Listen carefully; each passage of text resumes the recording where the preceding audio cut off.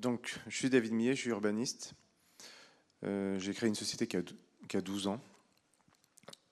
On a accompagné 8000 particuliers depuis qu'on existe dans des projets de construction sur leur terrain.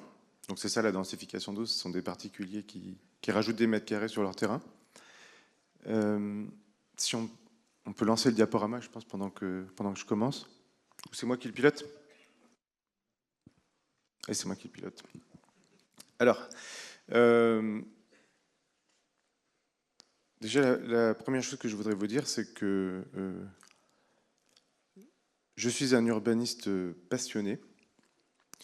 Je suis hyper énervé par la situation actuelle en France de la construction. On construit 50 000 maisons par an, alors qu'on en faisait 200 000 dans les années 2010-2015, par exemple, ce qui est à peu près ce qu'il faut faire. Et je suis vraiment très heureux d'être là parce que je suis persuadé que la solution qu'il faut qu'on trouve au problème, parce que je pense qu'il faut vraiment qu'on trouve des solutions, on ne peut pas juste trouver des inspirations ou se lamenter. Je pense qu'on a vraiment un problème technique qu'il faut résoudre. Moi, je suis urbaniste, mais je suis de formation ingénieur, donc j'ai le défaut de vouloir trouver des solutions au problème. Et donc je pense que cette solution, elle est un peu dans ce que vous avez dit, monsieur, sur le village corse. C'est qu'en fait, il y a eu une époque où l'urbanisme et la construction n'étaient pas séparés. Et comme vous dites, il n'y avait pas d'architecte, mais en fait, quand on regarde un village corse, alors, il n'y avait pas d'architecte, il n'y avait pas la voiture non plus. Mais dans le fond, on se reconnaît, et même les gens qui ne sont pas corses, ils se reconnaissent dans le village corse. Et on peut aller en Scandinavie, on va se reconnaître aussi dans des formes scandinaves. Je pense qu'on sort de 100 ans où l'urbanisme et la construction et la promotion ont été séparés et sont intervenus de façon séquentielle. C'est-à-dire qu'on a fait l'urbanisme et ensuite on vous a filé les clés sur des macro-lots ou des lotissements pour construire. Et en fait, je vais essayer de vous démontrer que ce qu'il faut qu'on fasse, c'est qu'il faut qu'on refusionne nos deux approches.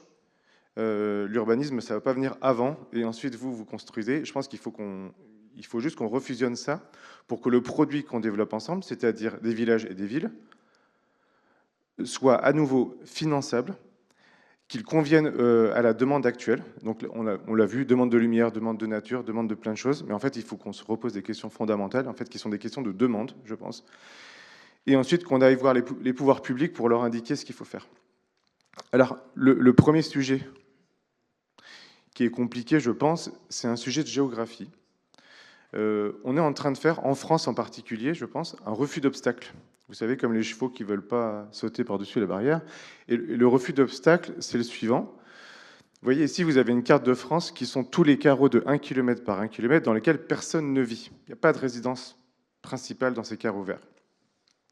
Et donc, quand je vous la présente comme ça, on se dit, bah, ça doit être sympa. Ça doit être protégé de l'urbanisation. En vacances, si on s'y balade, eh ben, ça doit être voilà, préservé, comme on dit. Et donc, cette image, c'est l'image renversée de ce qu'on appelle la densification. La densification, elle produit un truc positif, c'est qu'elle produit des espaces libérés de tout l'aménagement qu'implique la présence humaine, que ce soit résidentielle ou d'activité des Français sur la Terre. Donc en fait, premièrement, la densification, c'est quelque chose que tous les Français souhaitent, parce qu'ils souhaitent aussi qu'il y ait des espaces qui soient préservés. Deuxièmement, c'est pas du tout quelque chose qui est nouveau, ça vient pas d'Usan. Vous voyez, là, je suis en 1876 à gauche, donc la France est rurale. Et à droite, on est en 2020. Qu'est-ce qui s'est passé? Il y a une concentration spatiale, c'est-à-dire que de plus en plus, on se regroupe et on habite les uns à côté des autres, et les villages deviennent des villes moyennes, les villes moyennes deviennent des grandes villes. Et ce mouvement, il n'est pas français. Ce n'est pas un centralisme français qui nous a fait adopter une politique de métropolisation où on aurait favorisé Lyon, Bordeaux ou un certain nombre de villes. Il est mondial. C'est qu'aujourd'hui, partout dans le monde, un humain, en fait, il se dirige vers la ville. Et vous prenez le Japon, par exemple, qui a une population qui est déclinante, à la démographie déclinante. Il y a un ensemble de territoires qui sont en décroissance démographique. Ce sont les petites villes, les villes moyennes et les territoires naturels. Et les seuls territoires au Japon qui sont encore en croissance, ce sont le cœur des grandes villes. Et en fait, ce qu'il faut comprendre, c'est que les gens qui habitent à droite, dans les endroits concentrés, alors vous voyez, l'étape d'après, je vous mets les prix de l'immobilier. Actuellement, qu'est-ce qu'on voit, les prix de l'immobilier? C'est qu'ils sont encore plus concentrés que la concentration spatiale qu'on a aujourd'hui. C'est-à-dire qu'un Français, il paye 5 000, 6 000 euros du mètre carré pour habiter dans des lieux qui sont rouges sur la carte de droite, et il paye 1 500, 2 000 pour habiter dans des lieux qui sont jaunes, et je ne vous parle pas du vert. Le vert, il est à 800 euros du mètre carré ou 1 000 euros du mètre carré. Et donc, cette géographie, c'est une demande. En fait, il y a une information dans ce prix, c'est que les Français sont prêts à payer combien du mètre carré pour habiter où. Donc vous avez l'enveloppe bâtie, mais vous avez dans le où, vous avez ce à quoi ils ont accès en 5 minutes à pied, 10 minutes à pied, ou 10 minutes en vélo, ou 15 minutes en voiture. C'est-à-dire qu'en fait, cette géographie, elle exprime qu'il y a des lieux dans lesquels il y a des services qui sont disponibles pour les Français, donc des services publics, des équipements, des gymnases, des trucs pour les enfants, des écoles, etc. Et que ces services, il y en a beaucoup plus qu'à l'époque des villages corses. C'est-à-dire qu'aujourd'hui, quand vous regardez un Français ou un Européen, quand il profite de son cadre de vie, vous faites la liste de tout ce à quoi il est abonné.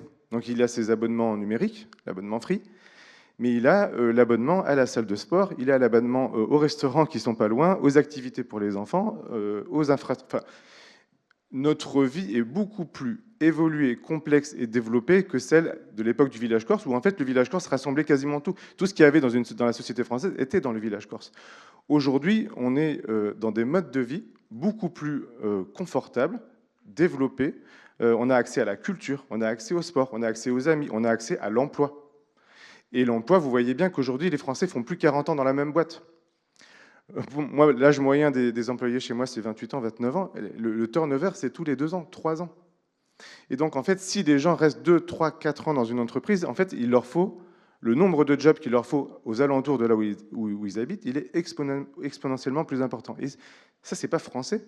C'est pareil en Asie, c'est pareil en Amérique du Sud, c'est pareil aux États-Unis. Et donc, cette carte, cette géographie, la France ne veut pas y aller parce que la France est grande, qu'on a nos 100 départements, nos 100 préfectures, nos 200 sous-préfectures, et qu'on a notre identité dans les villages et dans les villes moyennes. Et donc, on a ces refus d'obstacles. Ça se traduit comment matériellement?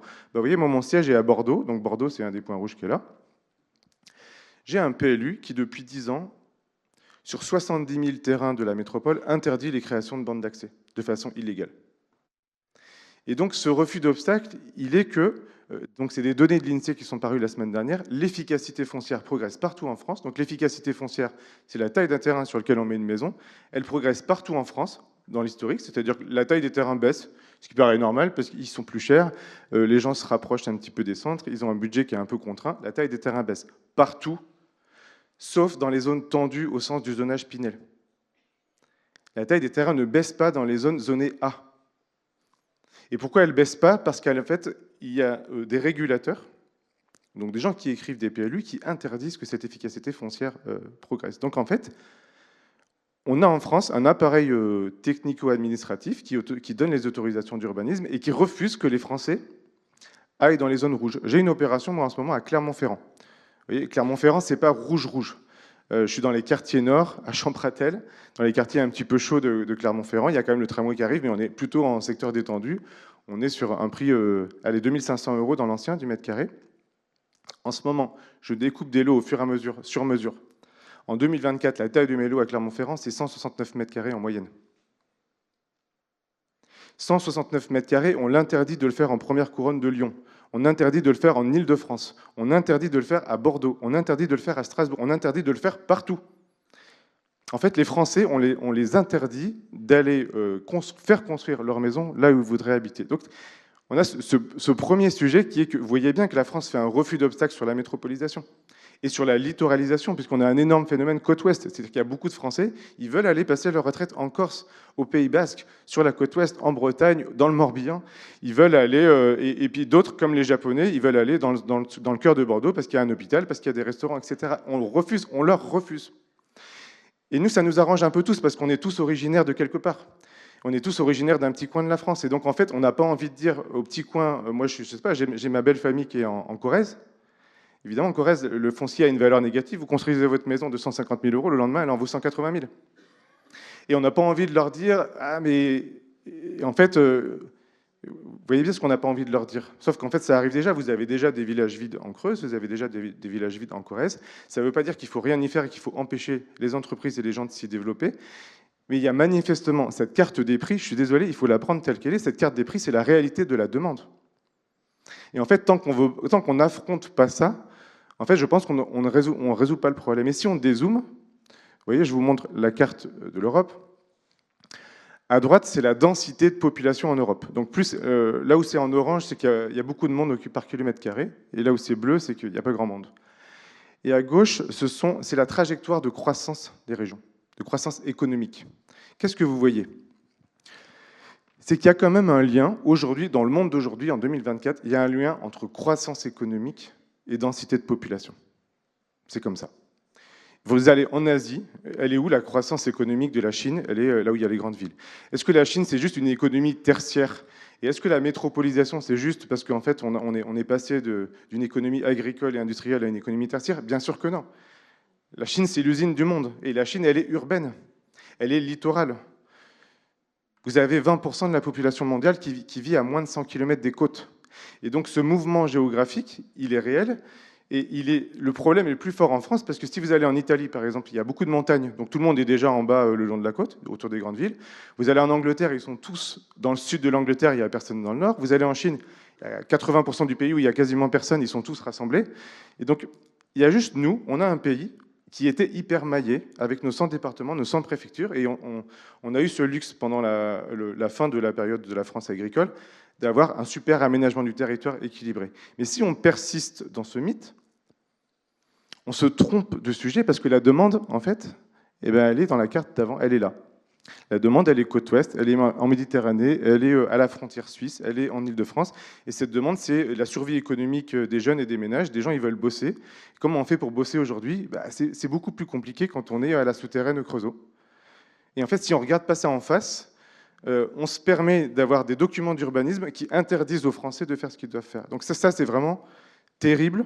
Et donc, vous voyez, je vous donne l'information comme ça. J'ai demandé à la métropole de Bordeaux d'abroger les règles illégales sur les interdictions de création d'accès sur 70 000 terrains, qui font 800 mètres carrés en moyenne. Donc vous voyez, les 169 mètres carrés que je fais à Clermont-Ferrand, je peux les faire 4 fois dans chaque terrain de Bordeaux. J'ai 250 000 terrains à bâtir potentiels dans Bordeaux Métropole, le long du tramway, etc. Et donc, ça c'est le premier point. Deuxième point, une fois que j'ouvre les règles d'urbanisme et que je ne fais pas le refus d'obstacle sur où est-ce que les Français veulent habiter, eh bien, il se trouve que tout le gisement foncier qu'on a, il est déjà bâti, il est déjà la propriété de quelqu'un.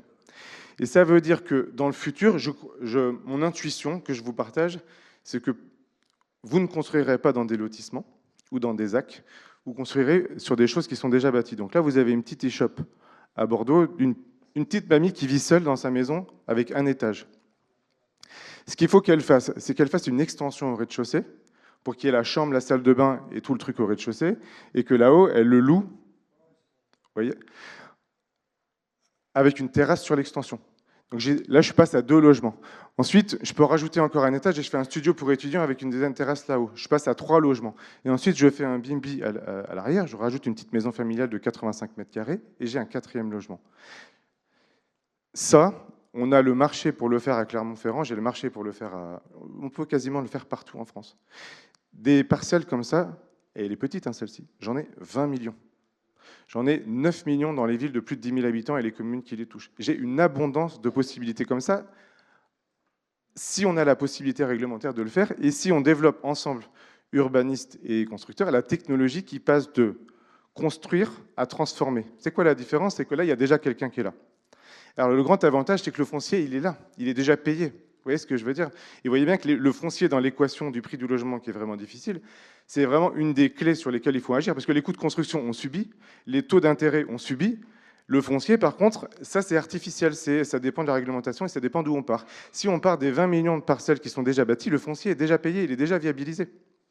Et la personne, elle va valoriser ses droits à bâtir et elle va se faire une petite opération patrimoniale. Donc, quand je vous dis que nous, on a travaillé avec 8000 personnes dans ces cas-là, mon ambition personnelle, c'est de devenir un des pourvoyeurs pour vous de foncier déjà payé pour que vous soyez capable non seulement d'isoler ou de rénover au sens améliorer les performances énergétiques des bâtiments, mais surtout de reconfigurer des parcelles déjà bâties parce qu'en fait, la maison initiale ne répond pas à la demande de la petite personne âgée qui vit dedans. Et donc, il faut qu'on transforme et il faut qu'on transforme des choses qui sont petites parce que c'est ce que vous avez bâti hier, c'est les maisons d'hier. Les maisons d'hier, c'est petit. Et donc, c'est des micro-opérations qu'il va falloir développer. Et on doit aller vers une miniaturisation de notre industrie, c'est-à-dire qu'effectivement, les tablettes de chocolat, comme je ne sais plus qui les appelait, je pense qu'elles sont un peu derrière nous. Alors, vous voyez, les villages, bah, c'est comme ça que ça évolue. En fait, comment ils ont été faits? Par micro-projet. Il y avait une maison, il y a une deuxième qui est venue, et ça s'est fait par incrémentation, petite surélévation, des choses comme ça. Et là, je suis place des Vosges, voilà. Bon. Donc, la miniaturisation, elle est compatible avec la promotion immobilière, elle est compatible avec le logement collectif. Je peux très bien avoir une petite maison rez-de-chaussée ou R+1 qui devient un immeuble comme ça. Il y en a beaucoup dans le nord de l'Europe, on en a vu des images. Il y en a aussi, là je suis à Honfleur, c'est en France. La miniaturisation, elle est compatible avec des densités plus fortes. Vous voyez, là je suis à Anvers en Belgique. Voilà. Et dernière chose, sur le financement, parce que c'est clairement la clé, on a vraiment un problème de financement. Premièrement, quand on faisait 200 000 maisons par an en France, c'était ce que j'appelle en autopromotion, c'est-à-dire que le maître d'ouvrage de la construction, c'était l'habitant lui-même, et ça économise quand même toute la promotion. Donc on était au coût de construction plus terrain. Le coût de construction, il était à 1500. C'est la seule méthode par laquelle on a fait du logement abordable en France ces dernières décennies. Et donc demain, il n'y aura pas de solution s'il n'y a pas 50% de projets à maîtrise d'ouvrage habitant, c'est vraiment la clé. Deuxième chose, et je finis sur ça, vous voyez, à droite, c'est la carte de l'autopromotion, à gauche, c'est la promotion. L'autopromotion est beaucoup plus universelle, c'est-à-dire c'est moins cher de faire bâtir. Vachement important. Ça ne veut pas dire qu'il faut faire que ça, mais il faut faire au moins la moitié comme ça. Et ensuite, dernière chose que je soumets à votre réflexion. Moi, je n'ai pas été dans le nord de l'Europe cet été, j'ai été en Asie, parce que ma mère qui est originaire du Vietnam. Et je suis sidéré parce qu'ils sont à 8 000 $ par habitant, en PIB par habitant. Et ils font des maisons où ils se font plus plaisir que nous. Vous voyez ces trucs-là, là? Il y a beaucoup d'argent dépensé pour rien, quoi. Pour de la décoration. Vous voyez la façade de droite? Et donc, ils sont moins riches. Alors, il y a un peu plus de monde dans la maison, puisqu'ils sont plutôt à 3, 4, 5, 6 personnes. Mais ce n'est pas non plus 12. Hein. C'est la classe moyenne qui se paye des maisons comme ça. Les coûts de construction sont inférieurs. Mais surtout, ce que j'ai découvert, c'est que la construction de maisons, là-bas, elle était plutôt de ce qui relève chez nous du Duster, du 4x4. Le 4x4, c'est quand même beaucoup de choses pour rien. C'est plus large, c'est plus haut, c'est plus cher, c'est plus lourd, pour rien, pour le plaisir. L'iPhone, il est cher pour rien, pour le plaisir. Demain, je suis persuadé, et on le voit en Asie, et pas qu'au Vietnam, pas qu'en Chine, on le voit aussi en Inde. Ce qu'on a vu dans les images de Maison Berval sur les intérieurs, un peu scandinaves, il y a une passion nouvelle qui se développe pour la décoration. Les gens n'arrêtent pas d'acheter des canapés. Les magasins de bricolage ont des chiffres d'affaires qui explosent. Il y a un intérêt réel pour le cadre de vie par les individus. Et donc je crois que malgré toutes les normes qu'on a qui augmentent nos coûts et on a du mal à boucler nos budgets, là on est face à des gens qui font moins de mètres carrés mais qui décorent plus. Et le village corse, il vient aussi de ça, c'est-à-dire qu'il vient d'une identité et du fait que la construction n'est pas simplement un objet utilitaire et fonctionnel, mais un objet de plaisir. Et donc si demain on passe des 50 000 maisons actuelles, par exemple, aux 200 000 et qu'on y revient, et je pense que c'est l'objectif qu'on doit se fixer. Les Français ne seront pas bien logés si on ne fait pas 200 000 maisons par an. Je pense qu'on doit aller dans une direction aussi où la maison redevienne l'objet le plus sexy du monde, et c'est comme ça que la densification elle sera acceptable par les voisins. Parce que si le voisin il arrive, il rajoute une maison, et que la maison elle est décorée, qu'elle est polie, et qu'elle amène un petit peu de joie et de bonheur dans la rue, elle sera beaucoup plus facile à accepter par les riverains que l'état actuel des choses en France. Voilà pour mon introduction. Merci.